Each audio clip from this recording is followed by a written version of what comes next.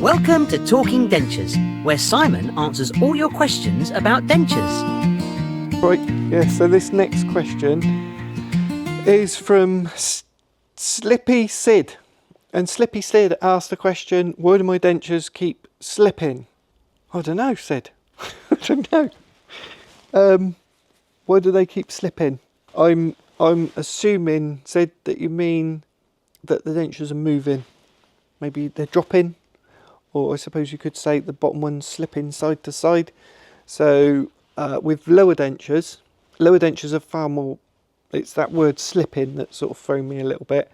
Lower dentures, I suppose you would describe them as slipping if there's no ridge.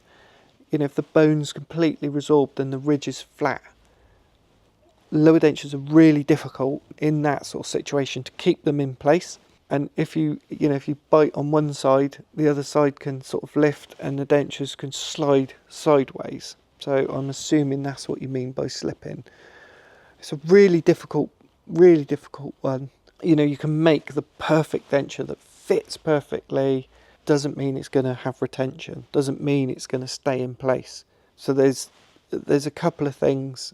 First of all, sometimes you just have to get used to a denture, just knowing where you can bite on it and where you can't bite on it to, you know, minimise its movement in those sort of situations. Sometimes you can have implants put in, really good solution, and we do loads of these for patients that have got no teeth.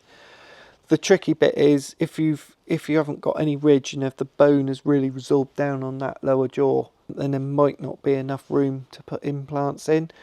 However, it's not just about how much bone, but it's how dense it is, where the nerves are and all these sorts of things. So for some people, they've got a little bit of bone there and we can put an implant in. You know, even one implant in that sort of situation is going to help hold the denture in.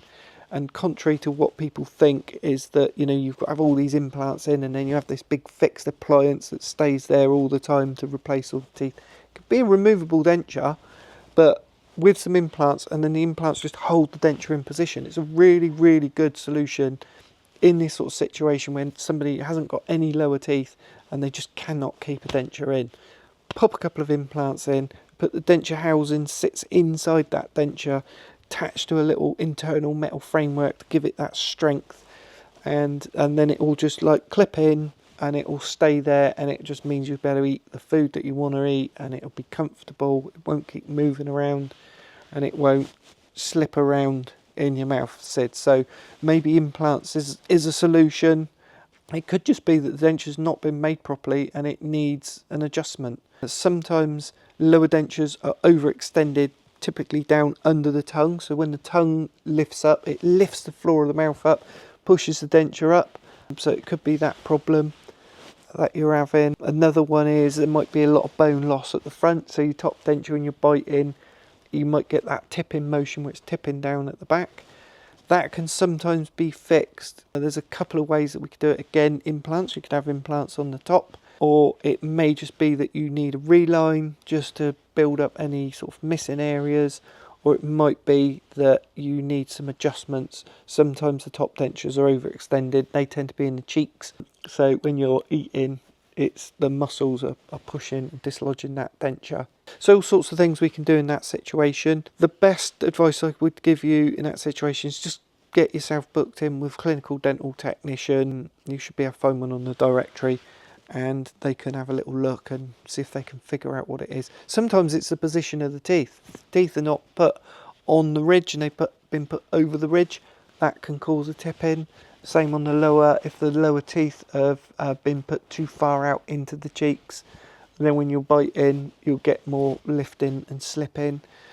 So it's a fine balance. What we do sometimes when there's no ridge like that, or what I tend to do, I tend to move the teeth in as much as I can so that they're more likely to be on the ridge. So when you bite in, there's less chance of that sort of tipping. So yeah, hope that answers the question, Sid.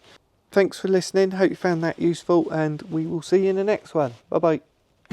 Thanks for watching, and don't forget to send us your questions. There's a link in the description below. Bye!